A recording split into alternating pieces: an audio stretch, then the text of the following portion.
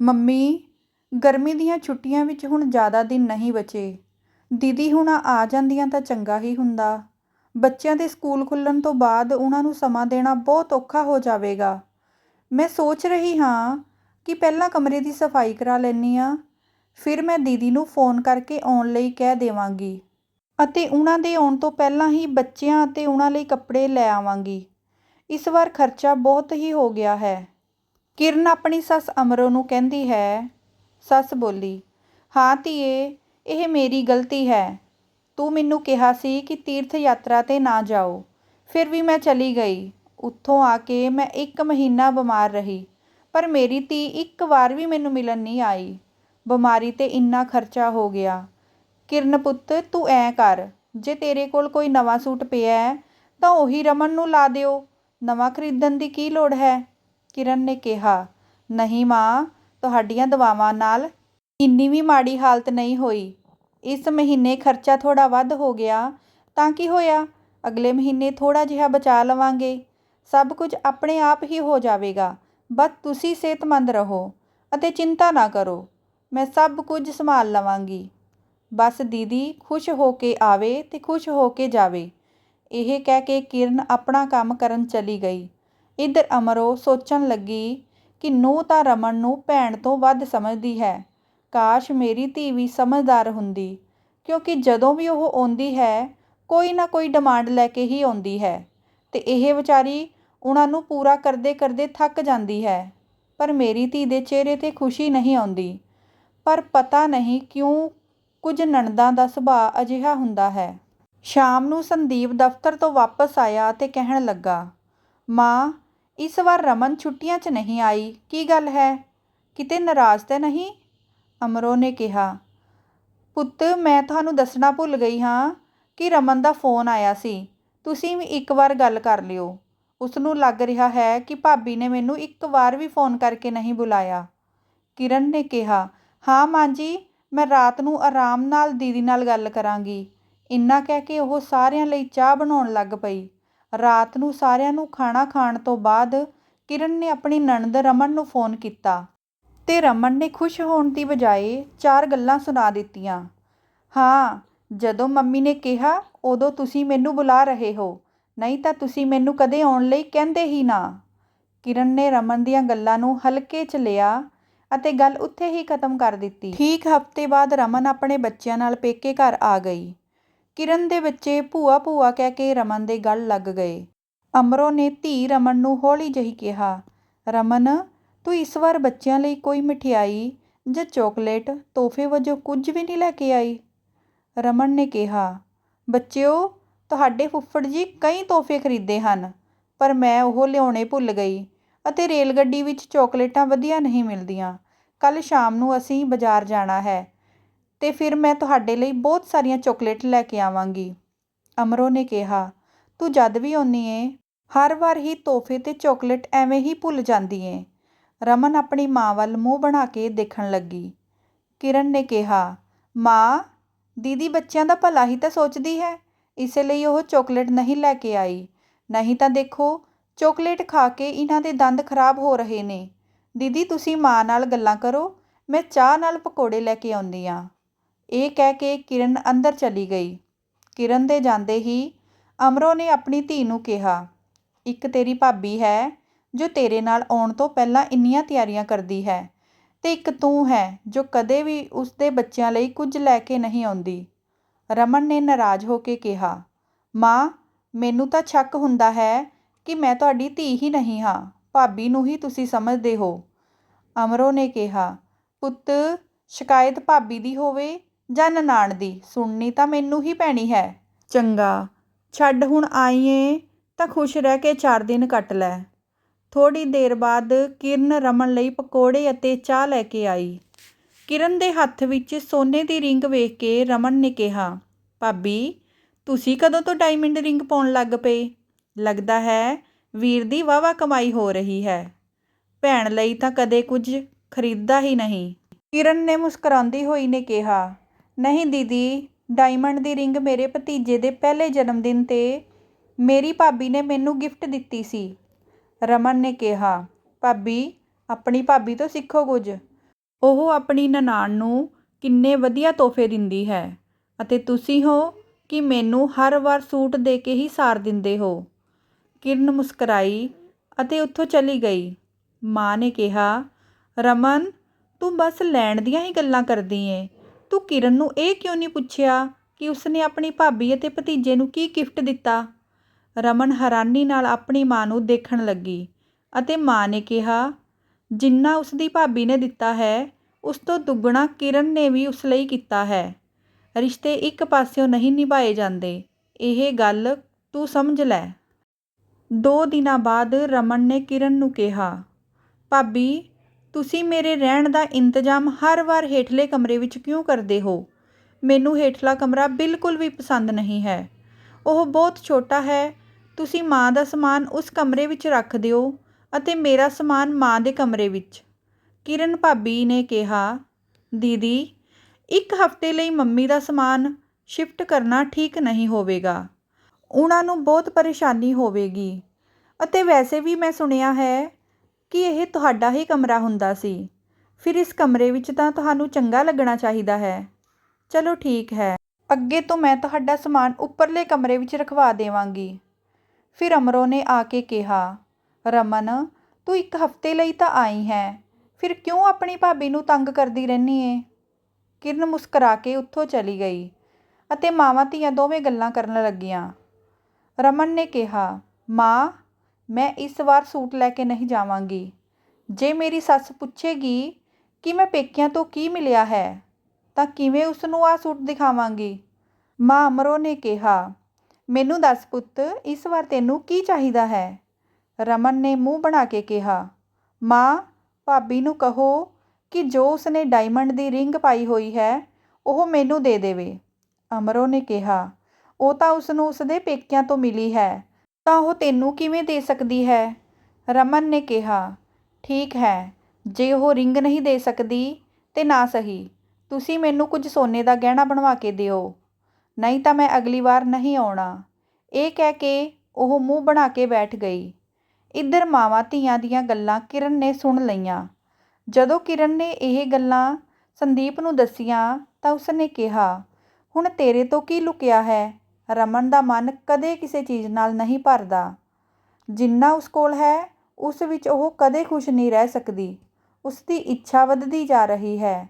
ਇਹ ਕੋਈ ਛੋਟੀ ਗੱਲ ਨਹੀਂ ਹੈ। ਕਿਰਨ ਤੋਂ ਰਿਹਾ ਨਾ ਗਿਆ। ਉਸਨੇ ਰਮਨ ਨੂੰ ਮਨਾਉਣ ਦੀ ਬਹੁਤ ਕੋਸ਼ਿਸ਼ ਕੀਤੀ। ਫਿਰ ਬਾਅਦ ਵਿੱਚ ਕੱਪੜਿਆਂ ਦੇ ਨਾਲ ਚਾਂਦੀ ਦੀਆਂ ਚੂੜੀਆਂ ਖਰੀਦ ਕੇ ਲਿਆਈ। ਮਾਂ ਅਮਰੋ ਨੂੰ ਦਿਖਾਈਆਂ। ਉਸਨੇ ਕਿਹਾ, ਆਹ ਠੀਕ ਹੈ ਪੁੱਤ, ਵੈਸੇ ਵੀ ਉਸ ਕੋਲ ਸੋਨੇ ਤੇ ਗਹਿਣਿਆਂ ਦੀ ਕੋਈ ਕਮੀ ਨਹੀਂ ਹੈ। ਹਰ ਸਾਲ ਉਹ ਰੱਖੜੀ 'ਤੇ ਆਉਂਦੀ ਹੈ ਤਾਂ ਕਿੰਨੇ ਗਹਿਣੇ ਤੋਹਫੇ ਲੈ ਕੇ ਜਾਂਦੀ ਹੈ। ਕਰੀਬ 1 ਹਫ਼ਤਾ ਹੋ ਗਿਆ। ਬੱਚੇ ਰੋਜ਼ ਰਮਨ ਨੂੰ ਘੁੰਮਣ ਜਾਣ ਦੀ ਜਿੱਦ ਕਰਦੇ ਅਤੇ ਰਮਨ ਕੋਈ ਨਾ ਕੋਈ ਗੱਲ ਕਹਿ ਕੇ ਉਸ ਨੂੰ ਟਾਲਦੀ ਰਹਿੰਦੀ। ਇੱਕ ਦਿਨ ਕਿਰਨ ਦੇ ਬੇਟੇ ਏਕਮ ਨੇ ਕਿਹਾ, ਭੂਆ ਜੀ, ਤੁਹਾਨੂੰ ਆਇਆਂ ਨੂੰ 1 ਹਫ਼ਤਾ ਹੋ ਗਿਆ ਹੈ, ਪਰ ਤੁਸੀਂ ਸਾਡੇ ਲਈ ਨਾ ਕੋਈ ਖਿਡੌਣੇ ਲਿਆਏ ਹੋ ਤੇ ਨਾ ਹੀ ਕੋਈ ਚਾਕਲੇਟ ਲਿਆਏ ਹੋ। ਜਦੋਂ ਕਿਰਨ ਨੇ ਆਪਣੇ ਬੇਟੇ ਨੂੰ ਅੱਖਾਂ ਕੱਢੀਆਂ ਤਾਂ ਰਮਨ ਨੇ ਕਿਹਾ, ਹੁਣ ਰਹਿਣ ਦਿਓ ਭਾਬੀ, ਤੁਸੀਂ ਗੱਲਾਂ ਕਰਦੇ ਹੋਵੋਗੇ ਤਾਂ ਹੀ ਬੱਚੇ ਅਜਿਹਾ ਬੋਲ ਰਹੇ ਨੇ। ਕਿਰਨ ਨੇ ਫਿਰ ਹਾਸੇ ਵਿੱਚ ਗੱਲ ਟਾਲ ਦਿੱਤੀ। ਦੇਖਦੇ ਹੀ ਦੇਖਦੇ 1 ਹਫ਼ਤਾ ਲੰਘ ਗਿਆ। ਹੁਣ ਜਾਣ ਦਾ ਸਮਾਂ ਆ ਗਿਆ। ਕਿਰਨ ਨੇ 1 ਦਿਨ ਪਹਿਲਾਂ ਹੀ ਸ਼ਗਨ ਦੇ ਦਿੱਤਾ। ਰਮਨ ਸਭ ਦੇ ਸਾਹਮਣੇ ਮੂੰਹ ਬਣਾਉਂਦੇ ਹੋਏ ਬੋਲੀ, ਇਹ ਕੀ ਹੈ ਭਾਬੀ, ਖੁਦ ਤਾਂ ਡਾਇਮੰਡ ਦੀ ਇੰਨੀ ਮੋਟੀ ਰਿੰਗ ਪਾਉਂਦੇ ਹੋ ਤੇ ਮੈਨੂੰ ਚਾਂਦੀ ਪਾ ਰਹੇ ਹੋ। ਜੇ ਦੇਣਾ ਹੀ ਹੈ ਤਾਂ ਘੱਟੋ ਘੱਟ ਸੋਨੇ ਦੀ ਕੋਈ ਚੀਜ਼ ਤਾਂ ਦੇ ਦਿੰਦੇ। ਇਹ ਹੈ ਤੁਹਾਡਾ ਪਿਆਰ। ਮਾਂ ਨੇ ਕਿਹਾ, ਪੁੱਤ, ਹੁਣ ਭਾਬੀ ਜੋ ਪਿਆਰ ਨਾਲ ਦੇ ਰਹੀ ਹੈ, ਪਿਆਰ ਨਾਲ ਰੱਖ ਲੈ। ਵੈਸੇ ਵੀ ਸੋਨੇ ਦੀ ਕੀਮਤ ਅਸਮਾਨ ਛੂਹ ਰਹੀ ਹੈ। ਹੁਣ ਕਿੱਥੇ ਕੋਈ ਖਰੀਦਦਾ ਹੈ। ਚਾਂਦੀ ਦੀ ਕੀਮਤ ਘੱਟ ਨਹੀਂ ਹੁੰਦੀ। ਹੁਣ ਤਾਂ ਚਾਂਦੀ ਵੀ ਬਹੁਤ ਮਹਿੰਗੀ ਹੈ। ਅਮਰੋ ਨੇ ਕਿਹਾ, ਮਾਂ, ਇਹ ਸਭ ਪੁਰਾਣੀਆਂ ਗੱਲਾਂ ਹਨ। ਭਾਬੀ ਨੂੰ ਛੱਡੋ। ਤੁਸੀਂ ਵੀ ਨਹੀਂ ਸੋਚਿਆ ਕਿ ਕੁਝ ਚੰਗਾ ਪਾ ਦੇਈਏ। ਬਸ ਵਾਰ-ਵਾਰ ਫੋਨ ਕਰਕੇ ਇੱਥੇ ਬੁਲਾਉਂਦੇ ਰਹਿੰਦੇ ਹੋ। ਜੇ ਤੇਰੀ ਨੂੰਹ ਨੂੰ ਮੇਰੀ ਇੱਜ਼ਤ ਦਾ ਇੰਨਾ ਹੀ ਫਿਕਰ ਹੁੰਦਾ ਤਾਂ ਉਹ ਆਪਣੀ ਰਿੰਗ ਲਾ ਕੇ ਮੈਨੂੰ ਦੇ ਦਿੰਦੀ। ਫਿਰ ਤੂੰ ਵੀ ਤਾਂ ਆਪਣੇ ਸਾਰੇ ਗਹਿਣੇ ਭਾਬੀ ਨੂੰ ਹੀ ਦੇ ਦਿੱਤੇ ਹਨ। ਉਸਦੇ ਗਹਿਣੇ ਮੇਰੇ ਤੋਂ ਲੁਕੇ ਨਹੀਂ ਹਨ। ਕਿਰਨ, ਜੋ ਇਹਨਾਂ ਗੱਲਾਂ 'ਤੇ ਹਮੇਸ਼ਾ ਚੁੱਪ ਰਹਿੰਦੀ ਸੀ, ਅੱਜ ਉਸ ਤੋਂ ਵੀ ਰਿਹਾ ਨਾ ਗਿਆ ਅਤੇ ਉਹ ਬੋਲੀ, ਦੀਦੀ ਇਹ ਚੰਗੀ ਗੱਲ ਨਹੀਂ ਹੈ। ਤੁਸੀਂ ਆਪਣੇ ਸਹੁਰੇ ਘਰ ਇਕੱਲੇ ਹੋ, ਉੱਥੇ ਸਭ ਕੁਝ ਤੁਹਾਡਾ ਹੈ। ਫਿਰ ਵੀ ਮੇਰੇ ਤੇ ਮਾਂ ਦੇ ਗਹਿਣਿਆਂ 'ਤੇ ਤੁਹਾਡੀ ਨਜ਼ਰ ਏ। ਮੈਂ ਨਾ ਕਦੇ ਆਪਣੀ ਮਾਂ ਤੇ ਨਾ ਹੀ ਕਦੇ ਤੁਹਾਡੀ ਮਾਂ ਦੀਆਂ ਚੀਜ਼ਾਂ 'ਤੇ ਨਜ਼ਰ ਰੱਖੀ ਹੈ। ਮੈਨੂੰ ਜੋ ਮਿਲਿਆ ਮੈਂ ਉਸ ਵਿੱਚ ਖੁਸ਼ ਹਾਂ। ਰਮਨ ਨੇ ਕਿਹਾ, ਹਾਂ ਹਾਂ, ਸਭ ਕੁਝ ਲੈ ਕੇ ਵੱਡੀਆਂ ਵੱਡੀਆਂ ਗੱਲਾਂ ਕਰਨੀਆਂ ਕੋਈ ਤੁਹਾਡੇ ਤੋਂ ਸਿੱਖੇ। ਮੇਰੀ ਮਾਂ ਕਿੰਨੀ ਭੋਲੀ ਹੈ, ਜਿਸ ਨੇ ਤੁਹਾਡੇ ਆਉਂਦੇ ਹੀ ਸਭ ਕੁਝ ਤੁਹਾਨੂੰ ਸੌਂਪ ਦਿੱਤਾ। ਅਤੇ ਮਾਂ, ਜੇ ਤੁਸੀਂ ਆਪਣੇ ਗਹਿਣੇ ਆਪਣੇ ਕੋਲ ਰੱਖੇ ਹੁੰਦੇ ਤਾਂ ਘੱਟੋ ਘੱਟ ਧੀ ਨੂੰ ਦੇਣ ਲਈ ਕਿਸੇ ਦਾ ਮੂੰਹ 'ਤੇ ਨਾ ਦੇਖਣਾ ਪੈਂਦਾ। ਕਿਰਨ ਨੇ ਕਿਹਾ, ਦੀਦੀ ਜਿਸ ਰਿੰਗ 'ਤੇ ਤੁਹਾਡੀ ਨਜ਼ਰ ਏ ਉਹ ਤਾਂ ਮੈਂ ਤੁਹਾਨੂੰ ਦੇਣ ਤੋਂ ਰਹੀ, ਕਿਉਂਕਿ ਇਹ ਮੇਰੇ ਭਤੀਜੇ ਦੇ ਜਨਮ ਦਿਨ ਦਾ ਤੋਹਫਾ ਹੈ। ਅਤੇ ਇੱਕ ਗੱਲ ਹੋਰ, ਤੁਸੀਂ ਮਾਂ ਨਾਲ ਇਸ ਤਰ੍ਹਾਂ ਗੱਲ ਨਾ ਕਰਿਆ ਕਰੋ, ਮੈਨੂੰ ਚੰਗਾ ਨਹੀਂ ਲੱਗਦਾ। ਮੈਂ ਤਾਂ ਤੁਹਾਨੂੰ ਕਦੇ ਇਹ ਸ਼ਿਕਾਇਤ ਨਹੀਂ ਕੀਤੀ ਕਿ ਤੁਸੀਂ ਜਦੋਂ ਵੀ ਆਉਂਦੇ ਹੋ ਹਮੇਸ਼ਾ ਖਾਲੀ ਹੱਥ ਹੀ ਆਉਂਦੇ ਹੋ। ਰਮਨ ਨੇ ਕਿਹਾ, ਦੇਖ ਲੈ ਮਾਂ, ਤੁਸੀਂ ਤਾਂ ਕਹਿੰਦੇ ਹੋ ਨਾ ਕਿ ਤੁਹਾਡੀ ਨੂੰ ਬਹੁਤ ਸਮਝਦਾਰ ਹੈ, ਤੁਹਾਡੀ ਨੂੰ ਬਹੁਤ ਚਲਾਕ ਹੈ। ਉਹ ਤੁਹਾਡੀ ਧੀ ਨੂੰ ਤੁਹਾਡੇ ਸਾਹਮਣੇ ਗੱਲਾਂ ਸੁਣਾ ਰਹੀ ਹੈ ਅਤੇ ਤੁਸੀਂ ਕੁਝ ਨਹੀਂ ਬੋਲਦੇ। ਕਿਰਨ ਨੇ ਕਿਹਾ, ਹਰ ਗੱਲ ਵਿੱਚ ਤੁਸੀਂ ਮਾਂ ਨੂੰ ਕਿਉਂ ਲੈਂਦੇ ਹੋ? ਜਦੋਂ ਲਾਲਚ ਤੁਹਾਡੇ ਮਨ ਵਿੱਚ ਪੈਦਾ ਹੁੰਦਾ ਹੈ ਤਾਂ ਤੁਸੀਂ ਮਾਂ ਤੋਂ ਹਰ ਸਵਾਲ ਦਾ ਜਵਾਬ ਕਿਉਂ ਪੁੱਛਦੇ ਹੋ? ਅੱਜ ਤੱਕ ਮੈਂ ਰਿਸ਼ਤਿਆਂ ਨੂੰ ਬਚਾਉਣ ਲਈ ਚੁੱਪ ਰਹੀ, ਪਰ ਤੁਸੀਂ ਮੇਰੀ ਚੁੱਪ ਦਾ ਗਲਤ ਫਾਇਦਾ ਉਠਾਇਆ, ਜੋ ਮੈਂ ਬਿਲਕੁਲ ਬਰਦਾਸ਼ਤ ਨਹੀਂ ਕਰ ਸਕਦੀ। ਮਾਂ ਨੇ ਕਿਹਾ, ਪੁੱਤ ਹੁਣ ਸਭ ਕੁਝ ਤੇਰੇ ਭਰਾ ਭਰਜਾਈ ਦਾ ਹੈ। ਜੇ ਮੈਂ ਇਹਨਾਂ ਦਾ ਵਿਰੋਧ ਕੀਤਾ ਤਾਂ ਮੇਰਾ ਬੁਢਾਪਾ ਖਰਾਬ ਹੋ ਜਾਵੇਗਾ। ਆਖਿਰ ਮੇਰੀ ਸੇਵਾ ਤਾਂ ਇਹੀ ਕਰਦੇ ਨੇ। ਜੇ ਇਹ ਨਾਰਾਜ਼ ਹੋ ਗਏ ਤਾਂ ਸੋਚ ਲੈ ਤੈਨੂੰ ਮੇਰੀ ਜ਼ਿੰਮੇਵਾਰੀ ਲੈਣੀ ਪਵੇਗੀ। ਕੀ ਤੂੰ ਉਸ ਲਈ ਤਿਆਰ ਹੈ? ਰਮਨ ਨੇ ਕਿਹਾ, ਮਾਂ ਤੁਸੀਂ ਇਹ ਕਿਹੋ ਜਿਹੀਆਂ ਗੱਲਾਂ ਕਰ ਰਹੇ ਹੋ? ਜੇ ਕੁੜੀ ਦੀ ਮਾਂ ਆਪਣੀ ਧੀ ਦੇ ਸਹੁਰੇ ਘਰ ਜਾ ਕੇ ਰਹਿੰਦੀ ਹੈ ਤਾਂ ਲੋਕ ਕੀ ਕਹਿਣਗੇ? ਫਿਰ ਮੈਂ ਇਕੱਲੀ ਹਾਂ, ਮੇਰੀ ਸੱਸ ਵੀ ਹੈ, ਮੈਂ ਕਿਹਨੂੰ ਸੰਭਾਲਾਂਗੀ? ਇਸ 'ਤੇ ਕਿਰਨ ਨੇ ਕਿਹਾ, ਕਿਉਂ ਦੀਦੀ, ਮਾਂ ਬੁਢਾਪੇ ਤੱਕ ਆਪਣੇ ਬੱਚਿਆਂ ਦਾ ਬੋਝ ਝੱਲ ਸਕਦੀ ਹੈ ਤਾਂ ਧੀ ਆਪਣੀ ਮਾਂ ਨੂੰ ਕੁਝ ਦਿਨ ਆਪਣੇ ਘਰ ਨਹੀਂ ਰੱਖ ਸਕਦੀ? ਧੀ ਹਮੇਸ਼ਾ ਲੈਣ ਲਈ ਹੁੰਦੀ ਹੈ, ਮਾਂ ਲਈ ਉਸ ਦਾ ਕੋਈ ਫਰਜ਼ ਨਹੀਂ ਹੁੰਦਾ। ਗੁੱਸੇ ਵਿੱਚ ਆਈ ਰਮਨ ਆਪਣੇ ਕਮਰੇ 'ਚ ਜਾ ਕੇ ਬੈਠ ਗਈ ਅਤੇ ਜਾਣ ਲਈ ਜਿੱਦ ਕਰਨ ਲੱਗੀ। ਸ਼ਾਮ ਤੱਕ ਮਾਂ ਆਪਣੀ ਧੀ ਦੀਆਂ ਗੱਲਾਂ ਤੋਂ ਥੋੜ੍ਹੀ ਦੁਖੀ ਸੀ ਤਾਂ ਕਿਰਨ ਨੇ ਕਿਹਾ, ਮੰਮੀ ਕੀ ਗੱਲ ਹੈ, ਤੁਸੀਂ ਇੰਨੇ ਗੁੱਸੇ ਕਿਉਂ ਹੁੰਦੇ ਹੋ? ਔਰਤ ਦਾ ਗਹਿਣਾ ਉਸ ਦਾ ਪਤੀ ਅਤੇ ਉਸ ਦਾ ਘਰ ਪਰਿਵਾਰ ਹੁੰਦਾ ਹੈ। ਜੇ ਤੁਸੀਂ ਕਹੋਗੇ ਤਾਂ ਇਹ ਰਿੰਗ ਮੈਂ ਦੀਦੀ ਨੂੰ ਦੇ ਦੇਵਾਂਗੀ, ਤੁਹਾਡੇ ਤੋਂ ਵੱਧ ਕੁਝ ਨਹੀਂ ਹੈ। ਮਾਂ ਨੇ ਕਿਹਾ, ਕੌਣ ਕਹਿੰਦਾ ਹੈ ਕਿ ਸਿਰਫ ਧੀਆਂ ਸਮਝਦਾਰ ਹੁੰਦੀਆਂ ਹਨ? ਮੇਰੀ ਧੀ ਇੰਨੇ ਪੈਸੇ 'ਚ ਖੇਡ ਰਹੀ ਹੈ, ਫਿਰ ਵੀ ਉਹ ਹਰ ਸਮੇਂ ਦੂਜਿਆਂ ਦੀ ਚੀਜ਼ 'ਤੇ ਨਜ਼ਰ ਰੱਖਦੀ ਹੈ। ਤੇਰੇ ਪਾਪਾ ਜੀ ਸਹੀ ਕਹਿੰਦੇ ਸਨ ਕਿ ਸਾਡੀ ਨੂੰ ਲੱਖਾਂ ਵਿੱਚ ਨਹੀਂ ਕਰੋੜਾਂ ਵਿੱਚ ਇੱਕ ਹੈ। ਰਮਨ ਹਜੇ ਬੇਸਮਝ ਹੈ, ਉਸ ਦੀਆਂ ਗੱਲਾਂ ਦਿਲ 'ਤੇ ਨਾ ਲਾਈ। ਜਿਸ ਦਿਨ ਧੀ ਦੀ ਮਾਂ ਜਾਂ ਤੇਰੇ ਵਰਗੀ ਨੂੰ ਆਵੇਗੀ, ਉਸ ਦਿਨ ਉਸ ਨੂੰ ਸਮਝ ਆਵੇਗੀ ਕਿ ਪੈਸੇ ਤੇ ਗਹਿਣਿਆਂ ਤੋਂ ਵੱਡੇ ਰਿਸ਼ਤੇ ਹੁੰਦੇ ਹਨ। ਕਿਰਨ ਨੇ ਇੱਕ ਪਲ ਲਈ ਰਿੰਗ ਦੇਣ ਲਈ ਹਾਮੀ ਭਰ ਦਿੱਤੀ, ਪਰ ਸੰਦੀਪ ਨੇ ਕਿਹਾ, ਹਰ ਵਾਰ ਉਸ ਦੀ ਜਿੱਦ ਪੂਰੀ ਕਰਨ ਦਾ ਮਤਲਬ ਗਲਤੀ ਨੂੰ ਅੱਗੇ ਵਧਾਉਣਾ ਹੋਵੇਗਾ। ਕਿਰਨ ਨੇ ਰਮਨ ਨੂੰ ਕਿਹਾ, ਦੀਦੀ ਕਈ ਵਾਰ ਇਨਸਾਨ ਦੂਜਿਆਂ ਦੀਆਂ ਚੀਜ਼ਾਂ 'ਤੇ ਨਜ਼ਰ ਰੱਖਦਾ ਹੈ ਅਤੇ ਦੂਜਿਆਂ ਦਾ ਪਿਆਰ ਅਤੇ ਸਤਿਕਾਰ ਗਵਾ ਬੈਠਦਾ ਹੈ, ਕਿਉਂਕਿ ਉਸ ਦਾ ਸਾਰਾ ਧਿਆਨ ਦੂਜਿਆਂ ਦੀਆਂ ਚੀਜ਼ਾਂ ਵਿੱਚ ਹੁੰਦਾ ਹੈ। ਫਿਰ ਉਹ ਆਪਣੀਆਂ ਚੀਜ਼ਾਂ ਦਾ ਧਿਆਨ ਨਹੀਂ ਰੱਖ ਪਾਉਂਦਾ। ਮੇਰੇ ਲਈ ਮੇਰਾ ਪਰਿਵਾਰ ਅਤੇ ਇਹ ਰਿਸ਼ਤੇ ਬਹੁਤ ਮਾਇਨੇ ਰੱਖਦੇ ਹਨ। ਮੈਂ ਨਹੀਂ ਚਾਹੁੰਦੀ ਕਿ ਤੁਸੀਂ ਇੱਥੋਂ ਨਾਰਾਜ਼ ਹੋ ਕੇ ਜਾਓ। ਹਾਂ, ਬਸ ਇਹੀ ਕਹਾਂਗੀ ਕਿ ਚੀਜ਼ ਤੋਂ ਵੱਧ ਤੁਹਾਡੇ ਲਈ ਤੁਹਾਡੀ ਮਾਂ ਅਤੇ ਤੁਹਾਡੇ ਭਰਾ ਦਾ ਪਿਆਰ ਮਾਇਨੇ ਰੱਖਣਾ ਚਾਹੀਦਾ ਹੈ, ਨਾ ਕਿ ਗਹਿਣੇ। ਜਦੋਂ ਅਮਰੋ ਨੇ ਆਪਣੀ ਨੂੰਹ ਦੇ ਸਿਰ 'ਤੇ ਬੜੇ ਪਿਆਰ ਨਾਲ ਹੱਥ ਫੇਰਿਆ ਤਾਂ ਰਮਨ ਨੂੰ ਅਹਿਸਾਸ ਹੋਇਆ ਕਿ ਉਹ ਆਪਣੇ ਪੇਕਿਆਂ ਤੋਂ ਗਹਿਣੇ ਤਾਂ ਲੈਂਦੀ ਰਹੀ, ਪਰ ਕਿਵੇਂ ਨਾ ਕਿਵੇਂ ਆਪਣੀ ਮਾਂ ਕੋਲੋਂ ਪਿਆਰ ਅਤੇ ਭਰੋਸਾ ਗਵਾ ਚੁੱਕੀ ਹੈ।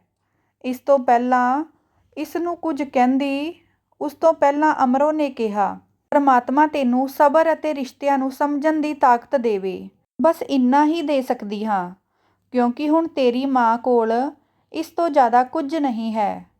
ਕੁਝ ਲੋਕਾਂ ਨੂੰ ਆਪਣੀ ਗਲਤੀ ਦਾ ਅਹਿਸਾਸ ਬਹੁਤ ਜਲਦੀ ਹੋ ਜਾਂਦਾ ਹੈ। ਉਸ ਦੇ ਕੋਲ ਸਭ ਕੁਝ ਹੁੰਦੇ ਹੋਏ ਵੀ ਉਸਨੇ ਆਪਣੀ ਭਾਬੀ ਦੇ ਗਹਿਣਿਆਂ 'ਤੇ ਨਜ਼ਰ ਰੱਖੀ, ਜਿਸ ਕਾਰਨ ਪੇਕਿਆਂ ਤੋਂ ਦੂਰੀ ਬਣ ਗਈ। ਪਰ ਹੌਲੀ-ਹੌਲੀ ਸਮਾਂ ਬੀਤਦਾ ਗਿਆ। ਉਸਨੇ ਆਪਣੀ ਗਲਤੀ ਲਈ ਸਾਰਿਆਂ ਤੋਂ ਮਾਫ਼ੀ ਮੰਗੀ ਅਤੇ ਆਪਣੀ ਗਲਤੀ ਸੁਧਾਰੀ। ਇਹਨਾਂ ਸਾਰੀਆਂ ਗੱਲਾਂ ਵਿੱਚ ਕਿਰਨ ਨੂੰ ਆਪਣੀ ਸੱਸ ਅਤੇ ਸੰਦੀਪ ਦਾ ਭਰੋਸਾ ਤੇ ਸਾਥ ਮਿਲਿਆ, ਜੋ ਕਿ ਸਭ ਤੋਂ ਜ਼ਿਆਦਾ ਜ਼ਰੂਰੀ ਸੀ। ਸੋ, ਰਿਸ਼ਤੇ ਗਹਿਣਿਆਂ ਨਾਲੋਂ ਵੀ ਕੀਮਤੀ ਹੁੰਦੇ ਨੇ। ਉਹਨਾਂ ਦੀ ਕੀਮਤ ਨੂੰ ਪਹਿਚਾਣੋ। ਤੁਹਾਡੇ ਕੋਲ ਜੋ ਹੈ ਉਸ ਵਿੱਚ ਖੁਸ਼ ਰਹੋ, ਨਹੀਂ ਤਾਂ ਜੋ ਖੁਸ਼ੀ ਤੁਹਾਡੇ ਕੋਲ ਹੈ ਉਹ ਲਾਲਚ ਕਾਰਨ ਕਿਤੇ ਗਵਾਚ ਨਾ ਜਾਵੇ। ਧੰਨਵਾਦ ਜੀ।